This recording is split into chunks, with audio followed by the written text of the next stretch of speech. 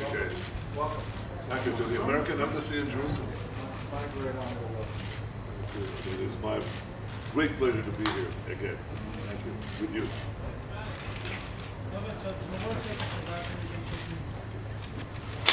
Whoa.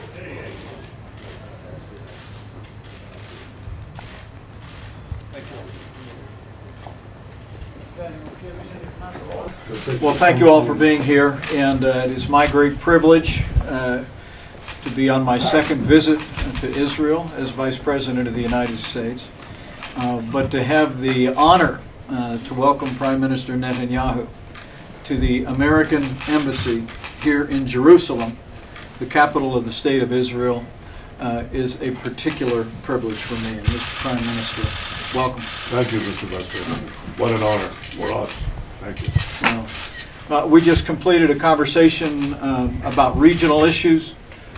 Earlier today, I want to congratulate the Prime Minister and President Rivlin for an extraordinary commemoration of the 75th anniversary of the liberation of Auschwitz.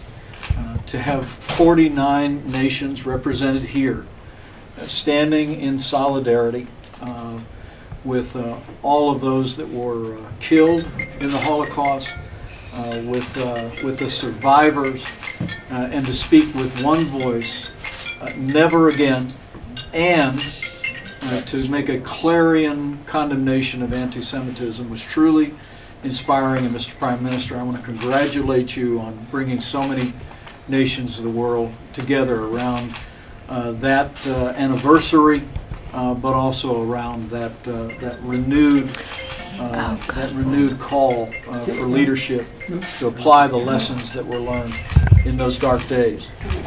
Give me the phone. Let me also say, we just completed a conversation about plans for next week.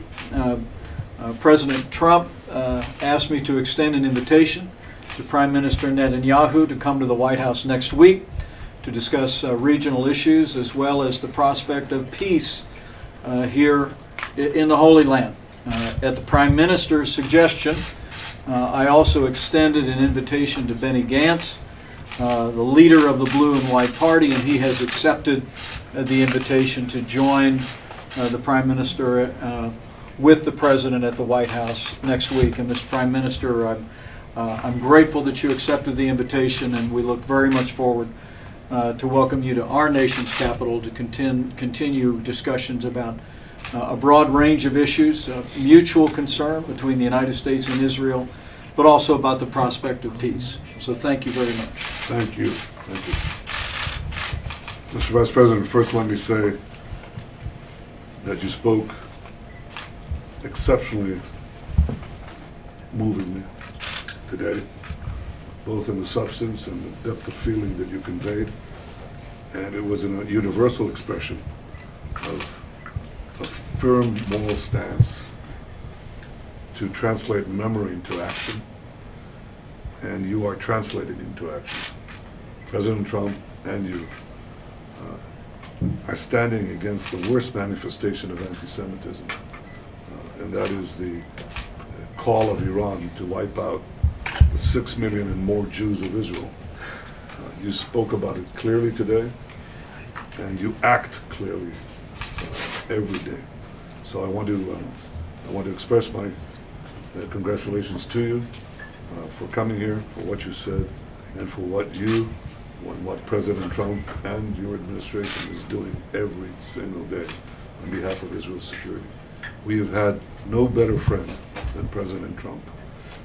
That friendship is expressed in the fact that we're in the American Embassy in Jerusalem, that Jerusalem was recognized by President Trump as Israel's capital, that President Trump has recognized Israel's sovereignty over the Golan Heights.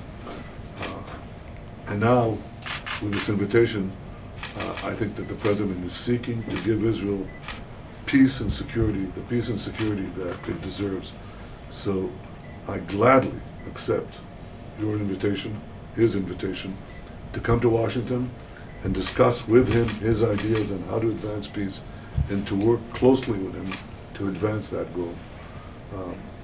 I suggested that Benny Gantz be invited to this event as well, because I think that it's important that we do not lose this historic opportunity.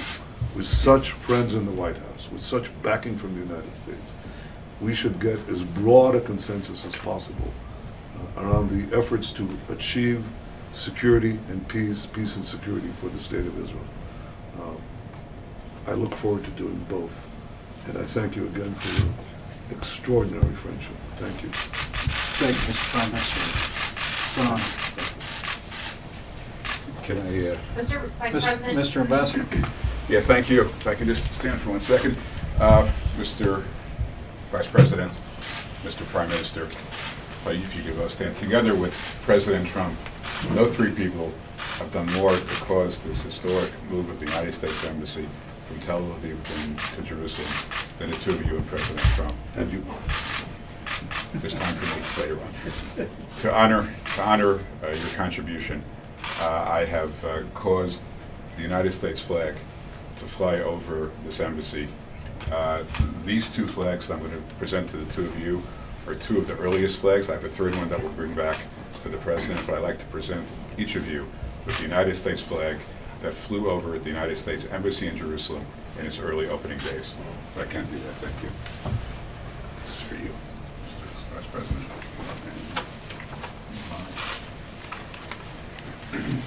For you. Thank you very much. Here. Maybe. All right, thanks, press. Thanks, guys.